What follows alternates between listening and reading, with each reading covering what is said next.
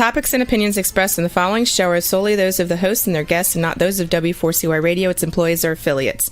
We make no recommendations or endorsements for radio show programs, services, or products mentioned on air or on our web.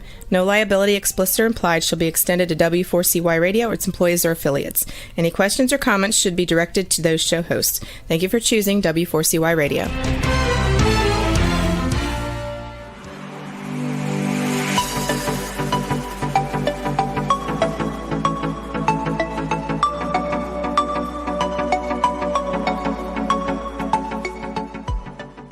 Welcome to the Bill Martinez Show. Good to have you with us. We're going to be joined with Ja'Ron Smith in just a moment.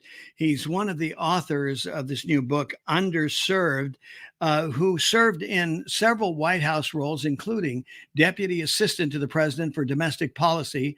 His new book, Underserved, harnessing the principles of Lincoln's vision as in Abraham Lincoln for Reconstruction for today's forgotten communities, talks about, the president's vision for Reconstruction. Unfortunately, the untimely death of Abraham Lincoln not only marked the end of one of America's greatest presidential administrations, but it also set the stage for a period known as Reconstruction. His legacy was unfortunately mishandled by his successor, but advocate and allies like Ulysses S. Grant and Frederick Douglass sought to implement Lincoln's vision. Today, we suffer for the shortfall of Reconstruction's objectives, but it doesn't mean it's over. His co-author, Chris Pilkington, is also a former cabinet member and head of the U.S. Small Business Administration. Let's welcome Ja'Ron Smith to the show. Ja'Ron, good to be talking to you again. How are you, sir? I'm doing well. Thanks for having me, Bill. Well, congratulations on this book. I mean, this is really important because it really it brings to historical significance why we are where we are today, when the principles and the vision that Abraham Lincoln had regarding Reconstruction. Because I know when I read back during that period of time, and you think, well, what happened? It seems like so much fell through the cracks in the floor, so to speak. Is that fair to say? Yes, that's very fair to say. In fact, I would just add that after Lincoln, those failures by a number of different presidents to not be intentional, to not harness something bold that would lift up all underserved communities.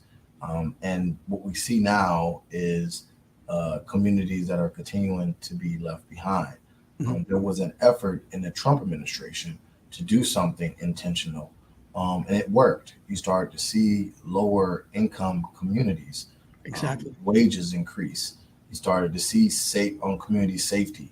You started to see unemployment rates for the Black community, the Hispanic community, all reach all-time low.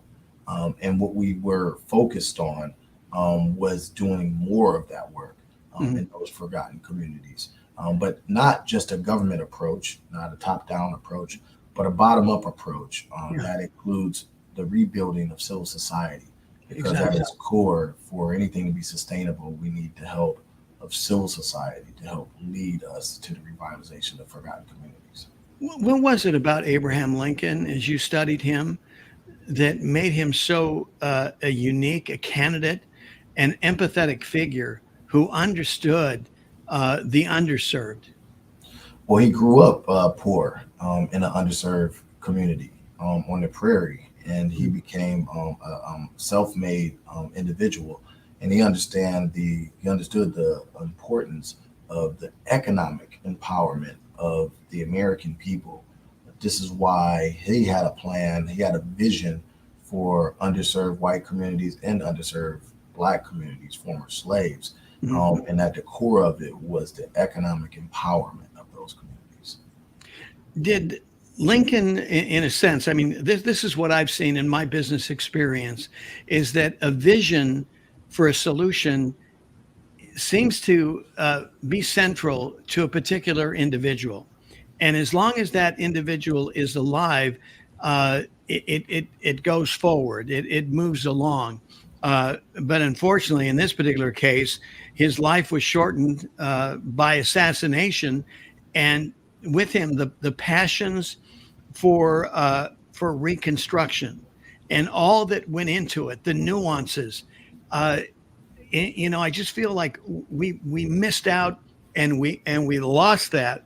It got lost in translation in his passing. Jaron, is that what you found out as well?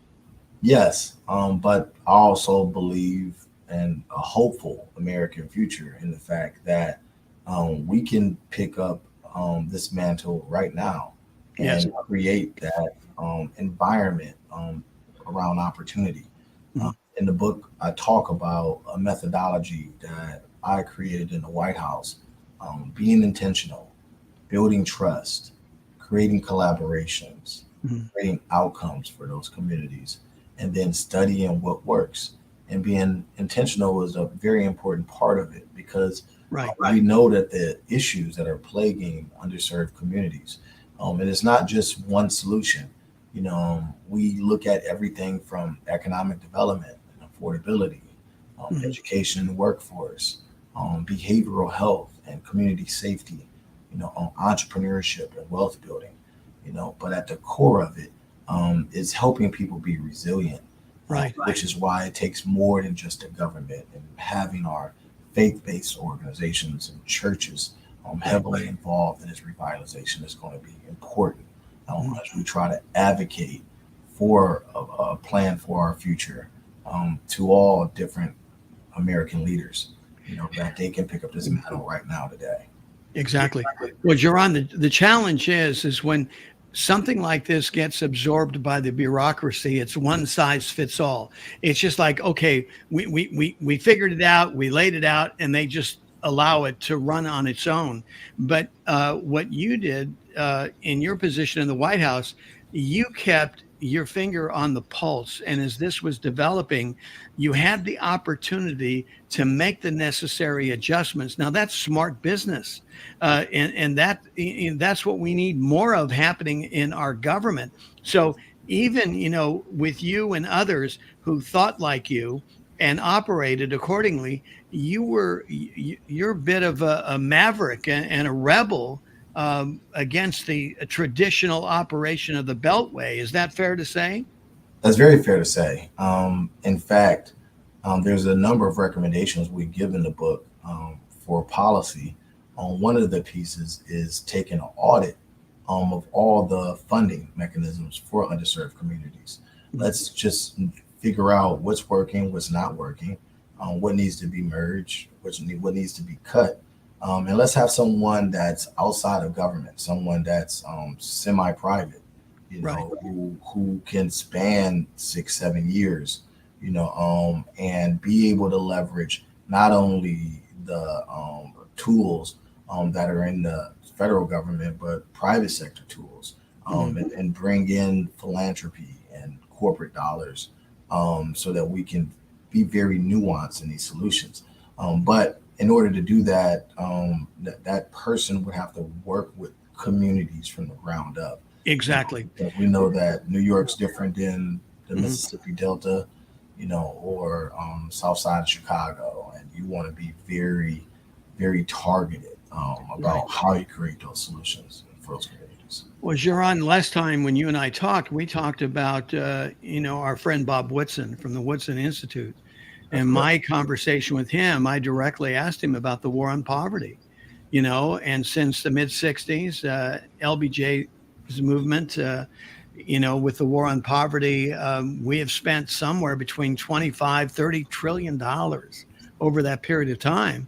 And after everything is said and done, even Bob Woodson says there's very little consequence, very little return on investment. And, I asked him why. And he said, well, because 70% of that budget went to bureaucratic administrators. And, to me, this kind of budget would be perfect for the kind of ideas that you're talking about here. But when you talk about what has already been established in the bureaucracy, I mean, that's like upending Roe v. Wade. Yeah, I mean, honestly, this this is something that goes to the heart of some of the issues that our communities are dealing with.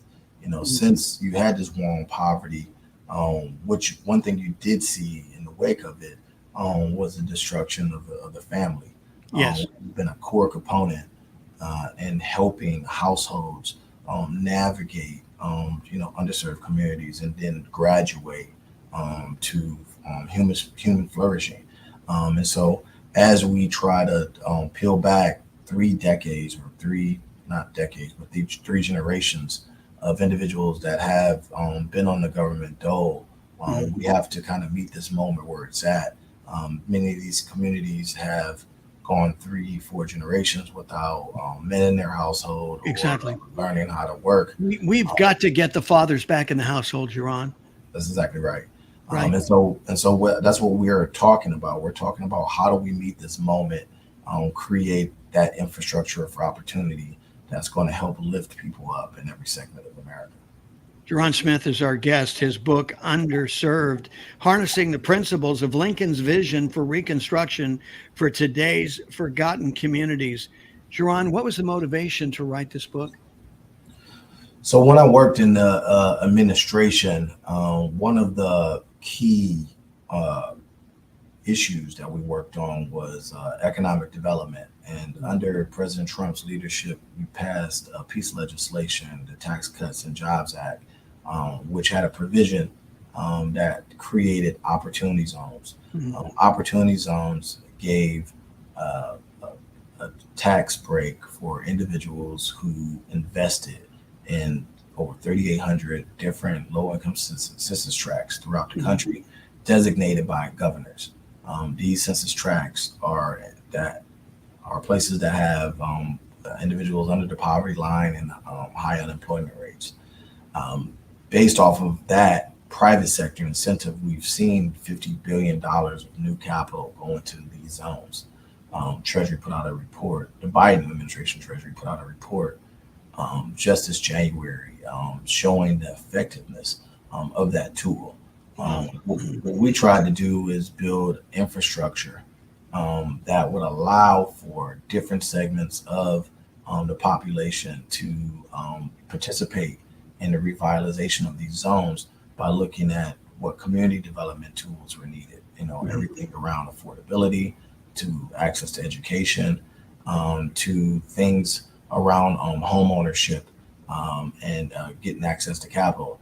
And we created the White House Opportunity and Revitalization Council, which took 18 different agencies and focused those resources in those opportunity zones. Right. And I think that also helped contribute to the success of the program. But one thing I learned after being on the road and going into these communities is that you have to be intentional and you have to build trust in those communities. Exactly.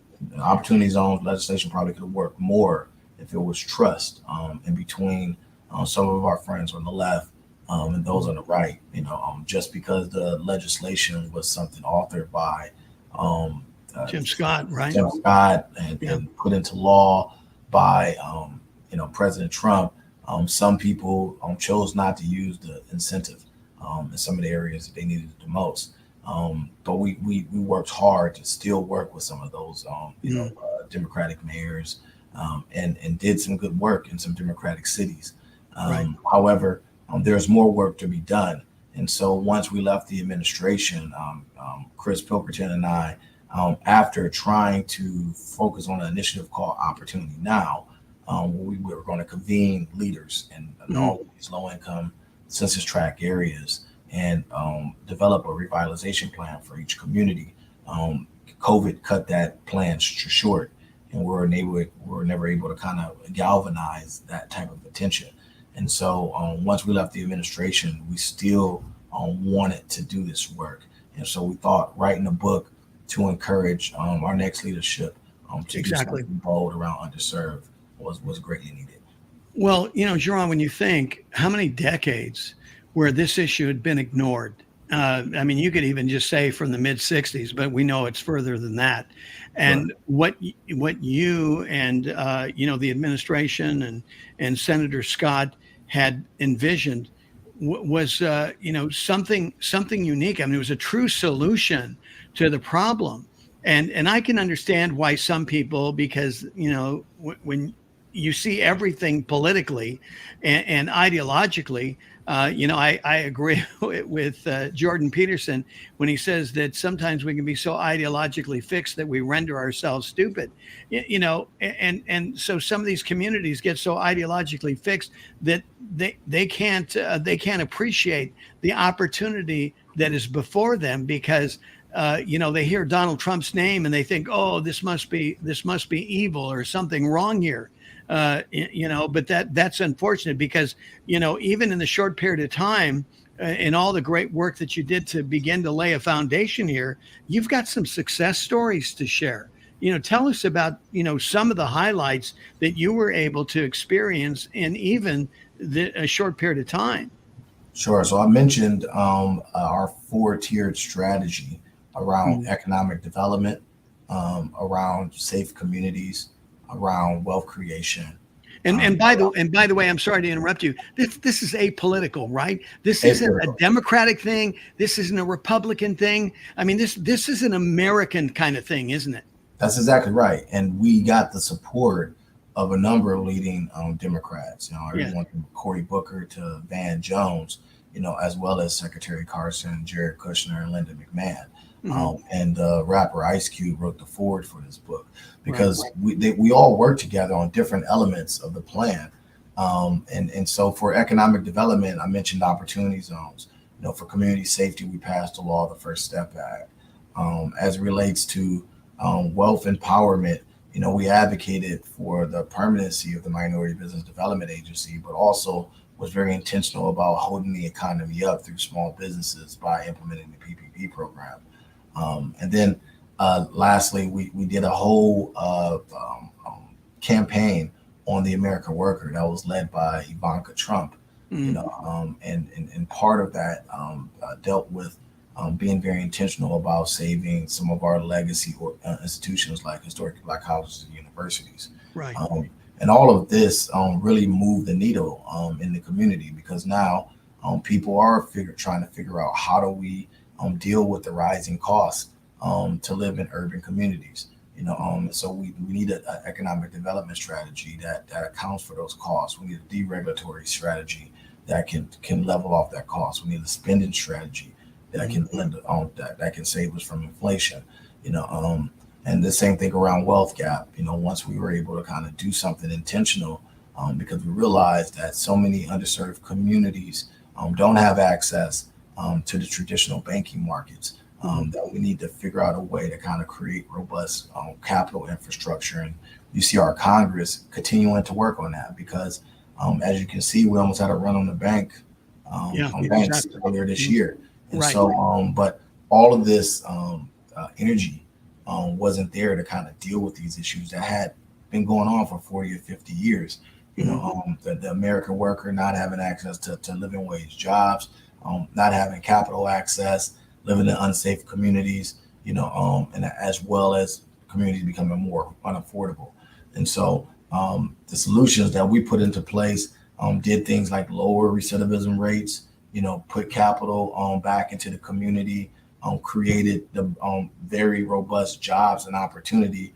And then at the end of the day, started moving people forward, which is why, as much as folks who are on the left would talk bad about Donald Trump, if you go into some of these underserved communities, they're advocating for him. You have so many people in the Black community that are now fans of President Trump because they've seen how it felt in the Trump economy. And versus a Biden. Blacks have been so disappointed over the decades. I mean, even, when you think about the war on poverty, what was LBJ's motivation? He said, and he told the Southern legislators, said, if we can get, and of course he irreverently used the N-word, but he said, if we can get them, if you guys vote for this, and we give them all this money, we'll have them voting Democrat for the next 100 years. Well, he came pretty close to this, because meanwhile, after all that happened, like you said, they took the fathers out of the home. You got Planned Parenthood, coming in, putting their headquarters in black communities, killing 40% of the babies. You're not moving things forward. They're going, wait a minute, you're giving us welfare, but there's no job. We're actually, we're worse off than we were before. And then Donald Trump comes in and says, hey, give me a shot, and this is on the heels of a black president that they thought, and they stopped for a minute, and whether it was Kanye West or other black leaders who said, man, the guy's right. I mean, we just haven't gotten a fair shake here. And then he comes in and he's empathetic to all peoples, regardless of color or creed. I did want to ask you this, because you brought up Ivanka Trump's name. She is, in my opinion, has been so mischaracterized, like anybody in the Trump family, by the mainstream media. You worked with her. Tell us about Ivanka Trump and what you discovered as her character and her passion. Well, she was amazing to work with, and if it wasn't for her, key parts of what we did around underserved communities wouldn't have happened. She did so much to advocate for women leadership in business, in world economics, and was able to help catalyze a lot of capital access and job. Were you surprised at how astute she was? No, honestly, after meeting a lot of the different family members and the president, many of them are very astute and organized and business oriented. Honestly, the type of leadership that we had in that White House was really outcomes oriented. And so just like the private sector. So those who were able to kind of produce were the ones that stuck around the longest and actually moved the needle on things, and they promoted you. I started off as Director of Urban Affairs and Revitalization Policy, and I ended as a Deputy Assistant to the President for Domestic Policy, one of his senior advisors. Right. And that happened because, when given the opportunity to focus on some of the goals he had for forgotten communities, I was able to help get some things done, and they rewarded us for that. Did you learn how to conduct a day on 3 hours sleep? Yes, there was a lot of that, but I invested a good amount of my hour of the day into reading the Bible and praying with God. And I always tell people that with all the results that we were able to get done, to God be the glory, because that undergirded a lot of the work I did. I even listened to and read Jesus is Calling pretty often, along with Sarah Huckabee Sanders. And so just a group of grounded individuals in that White House. And that's the story that you don't hear. But how much fun, Jaron, to be, I liken it. I had a point in my career where we had 5 winning seasons, where it was 5 years working for a media company that was just so wonderful. We were all blessed. The people, was a great group of people, and there's just nothing like having a winning season, right? Oh, it's nothing like it. I mean, honestly, by that third year going into 2019, I was just, sky is the limit. I mean, we were all taken aback by the pandemic. That kind of changed the direction of everything. But I think that even when that did happen, if we would have kept the momentum in the direction that we were going in, we would be more robust than we've ever been before. No doubt. If anything, it reflected the thing that the president feared, our over dependence on China, us not having a game plan to put America first, the global conflicts we had. I think a lot of things would have that we're dealing with now would have been resolved. I think inflation would have been resolved. We would have a robust economy. No doubt. We'll continue that movement to bring American companies back and produce in the underserved communities. Well, so much about this recession, which hasn't been fully declared, but certainly the consequence of inflation have been self-inflicted by this administration, this current administration. And, what Donald Trump was faced with in the pandemic, you know better than I do, but I just saw it from an outsider where leadership came into play. It started out with 15 days to stop the spread. We found out that we needed ventilators. What does he do? He negotiates with General Motors to reset their line so that they could produce ventilators, right? Right. You had Operation Warp Speed that's put in that I know some people in retrospect are looking at that, critically, but you needed to have a response based on the information that was being presented to him as the president of the United States from Dr. Fauci and Dr. Birx and Dr. Collins and, the health communities that were saying that, we're just going to have, millions of people dying unless we do something dire. But what he also cautioned, as you know, was that we didn't want the solution to be worse than the disease. And Right. and sadly, we got close to that, didn't we? We did, and he pushed back against that, Mhm. as well as leaders like Kevin Hassett, who was an economist. And ultimately, those leaders were right. We needed to stay open. Right. And I often advocated for if we're going to fight this war, let's basically send out our healthiest individuals and then figure out an infrastructure for those who are at risk to be able to work from home. But let's not let up on productivity. Yeah. Let's just create a better infrastructure. You just can't kill business like that. Right. It doesn't make sense. And there's no question. But unfortunately, this is what fear can do. And hopefully, my prayer, like yours, I'm sure, Jaron, is that we learn from this and realize that God is the one who protected us. And after everything is all said and done, and I believe that we still don't have the whole truth about this pandemic, but the fact of the matter is that even the CDC had to admit that probably of those that died, they were quoting numbers of over over 1 million deaths, that only 3% of those actually died of COVID. And there are arguments today from respected doctors who said that if they had been allowed to use certain different modalities that were outside of the recommendation of Dr. Fauci, that we would have saved a lot more lives. Yeah, I'm not shocked at all. When you see. I dealt with the actual infrastructure between the merger of HHS and FEMA to directly deal with the pandemic. And you saw that like our infrastructure wasn't prepared. And so they emptied the cupboards. I mean, under Biden, Obama, all of a sudden, we run into an emergency and there's no PPE. That's what I'm saying. Yeah. I mean, right. And so now here we are, we're like in a similar situation where you've got the strategic oil reserve that's been depleted. Again, Democrats, Joe Biden doing this, God forbid that we really deal with a true emergency, which is what the strategic oil reserve is all about. But he used it for political purposes in order to get votes. Not to get us out of a national emergency. I mean, to me, that is, it borders on treason. And I know that's a strong word, but when you, violate your oath of office, the number one job of the president of the United States is to secure the peace and national security of the country.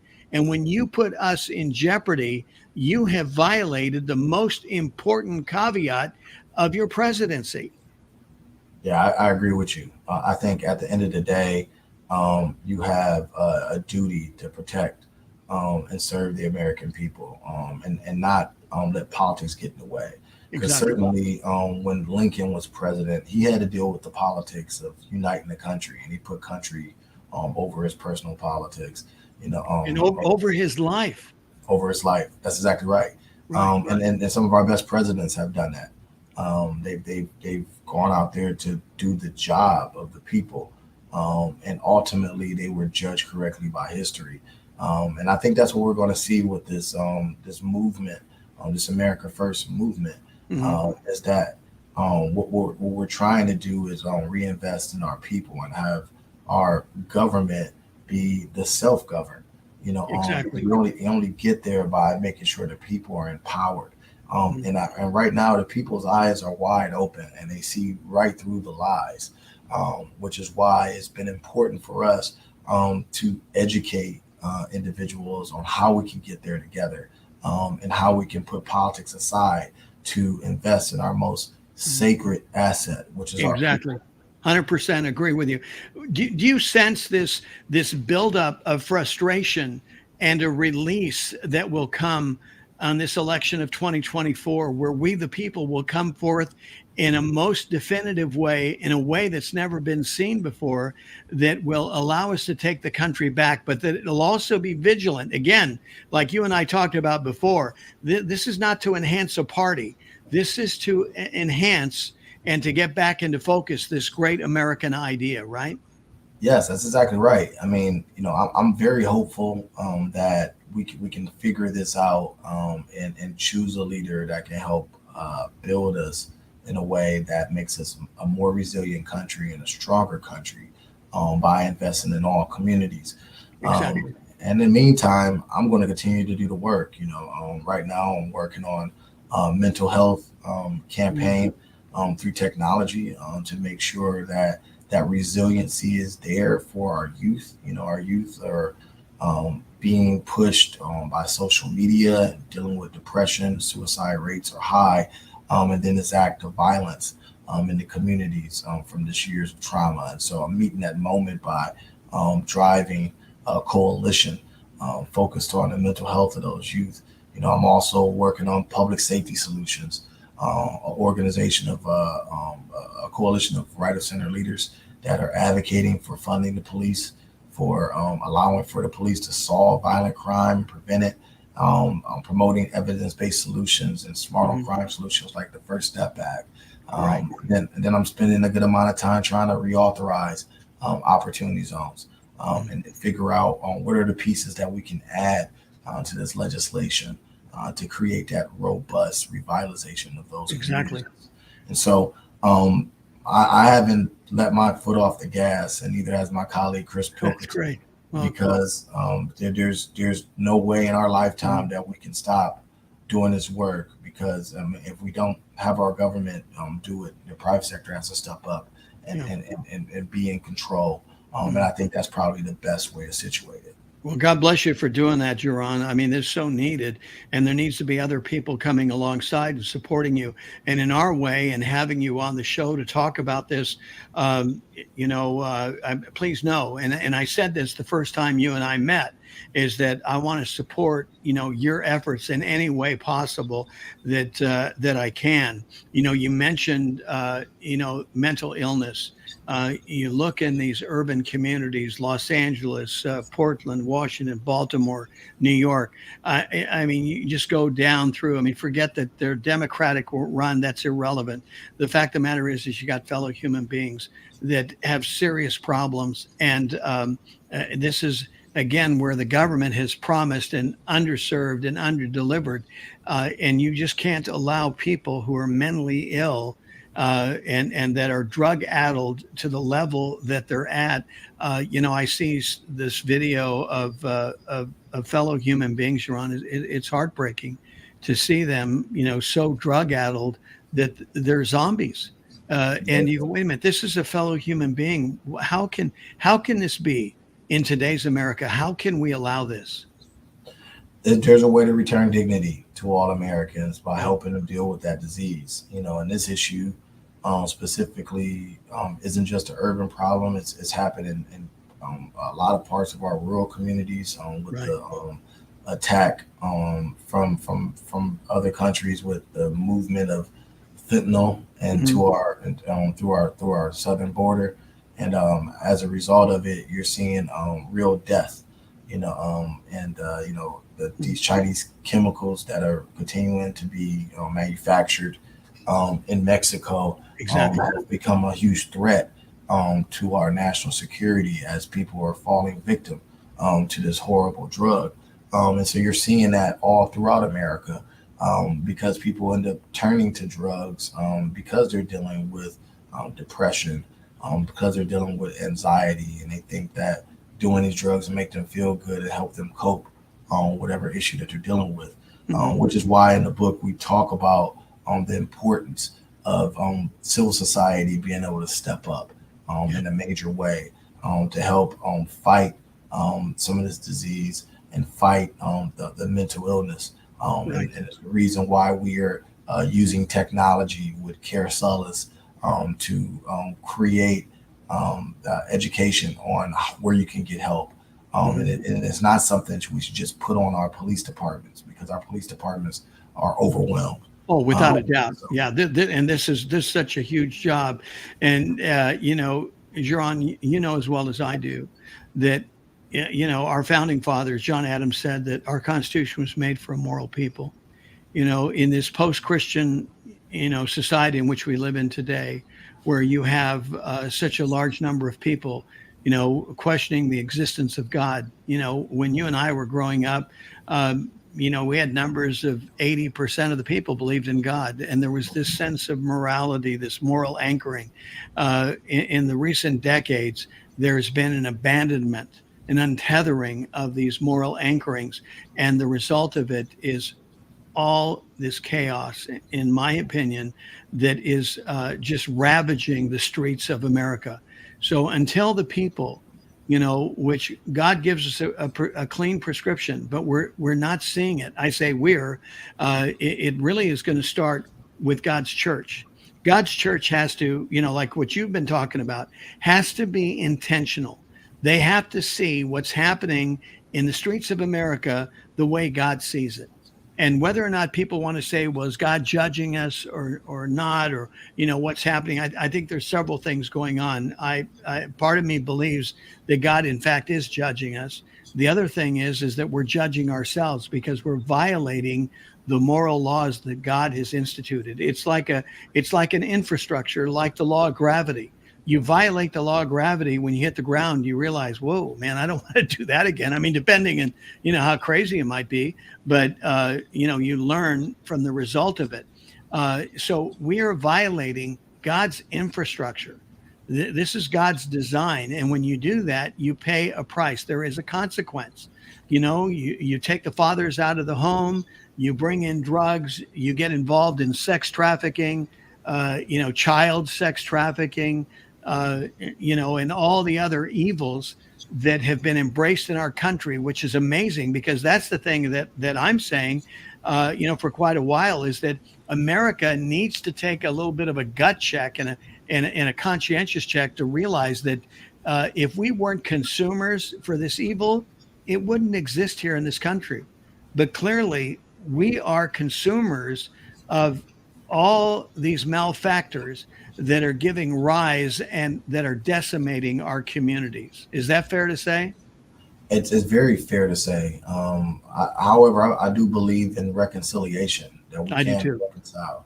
We can get grace.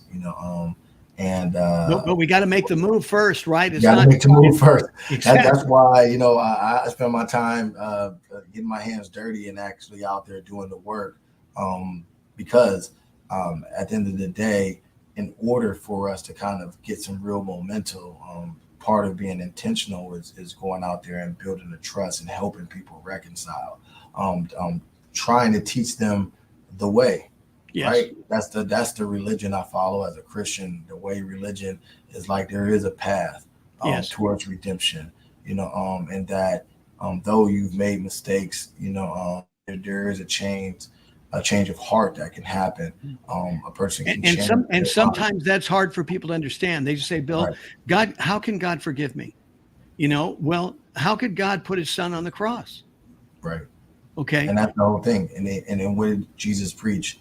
That the kingdom of God is at hand. Exactly. It's right here, right now. We can make it right now. Yeah. But just like it was at the founding of this country, it was people of faith that were foundational to this great American idea. And I believe it'll be people of faith once again coming out in record numbers. And by record numbers, I mean those that are truly, God's faithful, to be intentional, like you've been talking about, Jaron. Be intentional with, with what God has taught us to do, and to be loving toward one another, to love God with all our heart, soul, and mind, and equally as such with one another. That's the opportunity. You talk about the opportunity zone. That is the opportunity zone that could make a huge difference across every spectrum. That's exactly right. But that's the reason why we focused on Lincoln, because the great movements that we've had in this country, like the Awakenings, which created the abolitionist movement, which entailed us having a huge movement to free people from slavery. That undergirded everything going into Lincoln's rise to power. And it's going to be a movement just like that in order for us to rescue the country where we're at now for underserved communities. And that's what me and Chris are talking about in Underserved. We even talk about our own faith walk. I talk a lot about the mistakes I made, and me still trying to be a perfect human being. Not a perfect, you're never gonna be perfect, but the best human being I can be. Right. Exactly. And at the end of the day, God is using me, and God makes up with God, I can be more perfect. I'm saying that with God, we can become a more perfect union.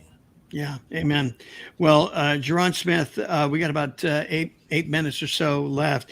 I wanted to, bring us back to Underserved and Lincoln's vision for Reconstruction. I want to give you an opportunity to really unfold that, for our audience, what his vision for Reconstruction was, how it fell short, and how we can, bring it back, revitalize it, and fulfill the vision that Abraham Lincoln had for this great American country of ours. Right. Well, as I mentioned earlier, Lincoln grew up on the prairie poor, and his ultimate vision was creating economic opportunity for all Americans. He realized that in the wake of ending slavery, you're going to have many poor whites in the South, as well as newly freed slaves without access to opportunity. And so he wanted to create infrastructure around economic opportunity. We've heard talks of 40 acres and a mule, and what that meant, was people being able to capitalize off of the skills that they had received or done from being in slavery, which is farming, and using that as a agricultural gift to build some economic empowerment. But that never and that was a capitalistic movement in and of itself, wasn't it? I mean, because this was an opportunity based on merit. Go ahead, here it is. Here's the land. Here's a mule. Go make it happen. And and many took advantage of that. It wasn't a situation where they said, okay, you guys go ahead and do that, and then we're going to equally distribute based on all your hard work to everybody that didn't do the hard work. Right. And I mean, it had to wait for the Johnson administration to end and to the Grant administration to start to really get Reconstruction started. But maybe that was 4 years too late, because certain things had started to be ignited, like the move towards Jim Crow.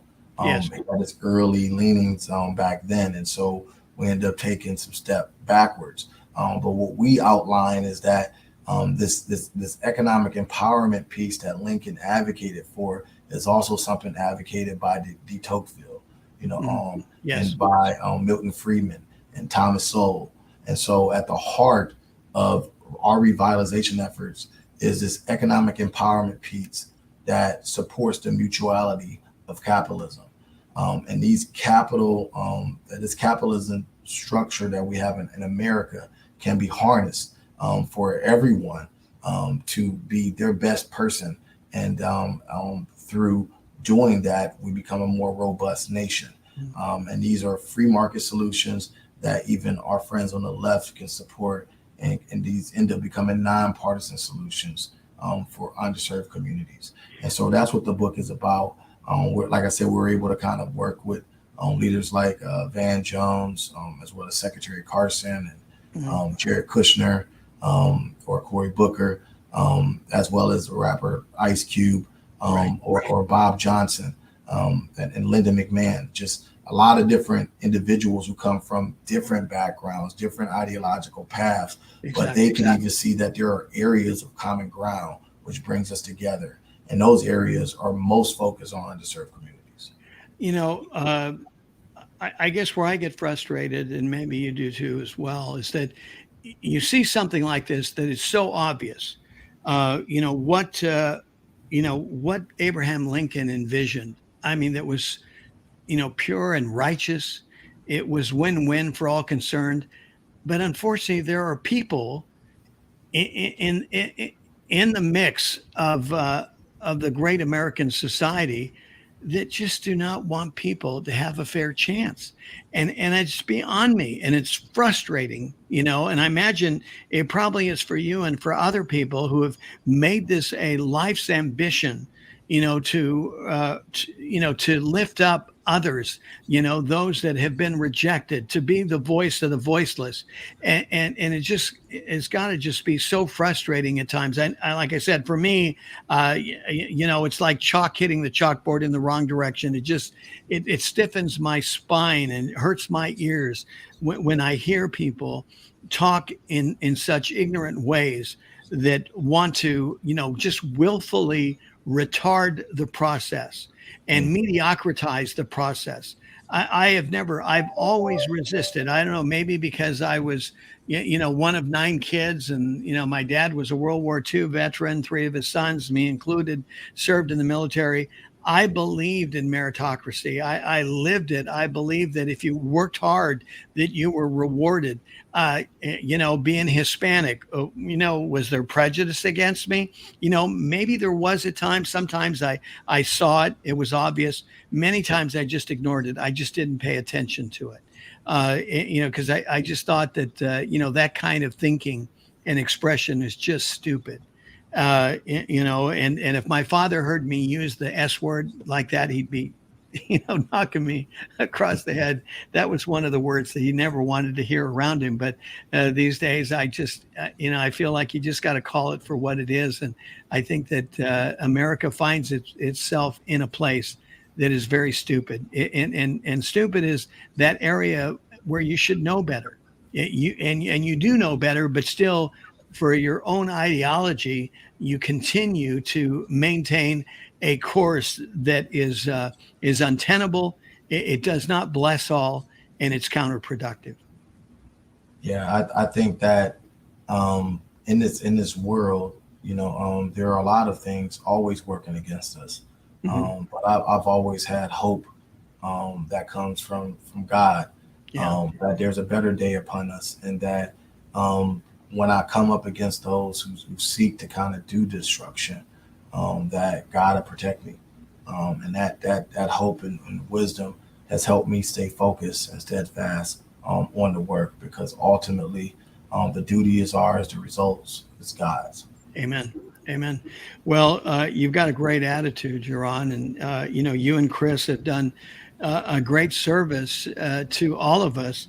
To be encouraged to, again, bring back into focus Abraham Lincoln's vision for Reconstruction, and to encourage people, even those who are underserved, that they need to know that, the Calvary is coming, that they haven't been abandoned, that God loves them and cares for them, and that he's raising up leaders so that they can be served and no longer be part of that underserved class, right? That's exactly right. Because right now what we're dealing with is a system that has trapped individuals, in these communities. But there's hope. It's an illusion Right. to feel that you are trapped, because despite, you said you brought Bob Woodson onto your show, Mm-hmm. despite all of these different systems that hold individuals down, there's still been people able to kind of conquer and become successful and become their best self. And we want to take those leaders who are in those communities and galvanize a movement so that all people can have access to the American dream. And I guess that's the bottom line takeaway of your book, Underserved, right? That there is hope, And it's going to be, one citizen at a time, rising up to this higher calling. Like you said, not that anyone is perfect, but that shouldn't stop, for us to realize the ambitions of our founding fathers, because their vision was that we would constantly be moving toward a more perfect union, right? That's exactly right. And in order for us to get that, we're going to all have to work together. Amen. And thank you, Bill, for having me on the show, and look forward to continuing this movement together. You got it, Jaron. Thank you so much for being with us. Our guest, Jaron Smith, he and Chris Pilkerton have written the book Underserved, Harnessing the Principles of Lincoln's Vision for Reconstruction for Today's Forgotten Communities. The book is available at all the usual places. Again, our thanks to Jaron Smith for being on the show today. For more information and to be a part of this mighty movement to return to God and to save our country, go to BillMartinezShow.com. May God bless you and keep you. Make his face shine upon you. May he be gracious unto you and give you peace. Thanks again for being with us. Take care. God bless.